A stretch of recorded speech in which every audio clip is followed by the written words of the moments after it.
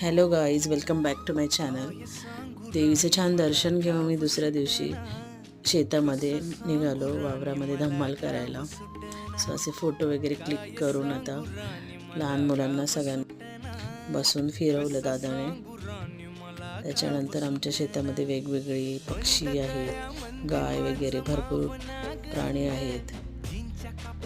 हे बघा, बदक, डॉग वगैरे पाळले आहेत, कारण रानडुकरांचं सध्या तिथे वावर सुरू आहे म्हणून. हे बघा, प्रिन्स पण कसा बसलाय ट्रॅक्टरवर. आम्ही सगळ्यांनी फोटो क्लिक झाल्यानंतर मस्त आम्ही बसलो होतो. नंतर ह्या 2 कोंबड्यांचा आता चिकन टिक्का बनणार आहे चुलीवर.